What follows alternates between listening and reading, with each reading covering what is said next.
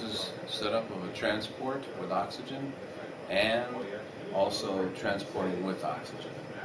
Now when you go to initially set up, what you need to have, okay, is your E cylinder, such as this. You need to have your regulator, pin index safety system.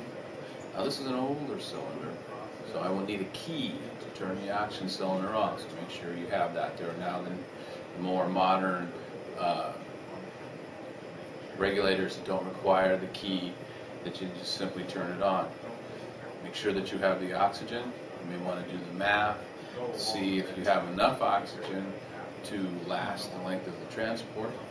You also need an oxygen nipple to attach and make sure that your flow meter is working here.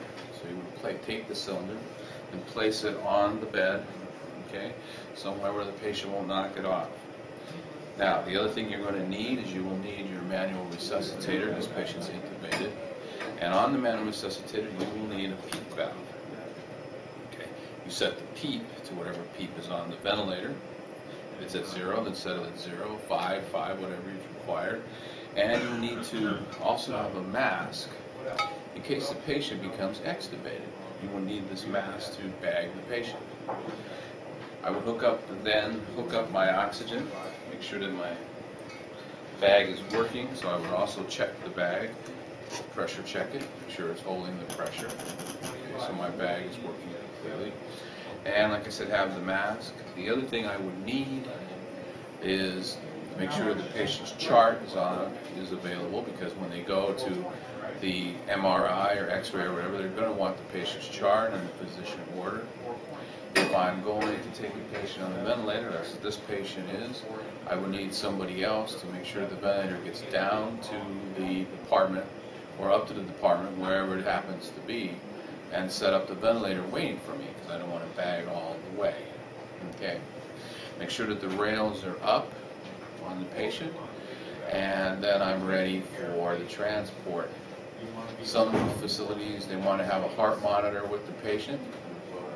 Okay, that's not your responsibility, but you may see that. Okay, and that's what you need to go and on the transport.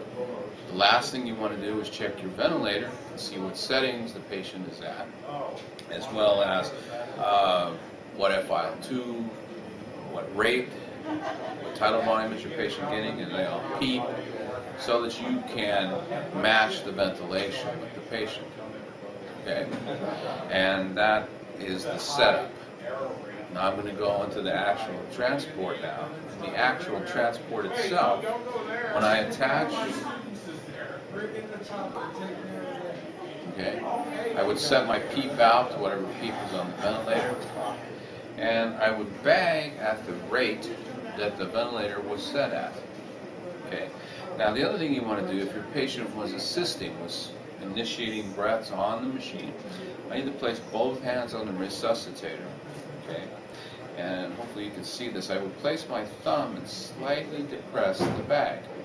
What would happen is when the patient will breathe in, the bag will sort of self-collapse. That lets you know that the patient is assisting. Okay?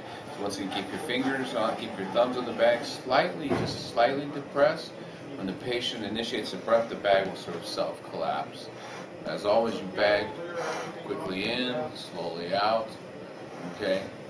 If the patient's on a heart monitor, watch the heart monitor, make sure they're not arresting or anything's going on.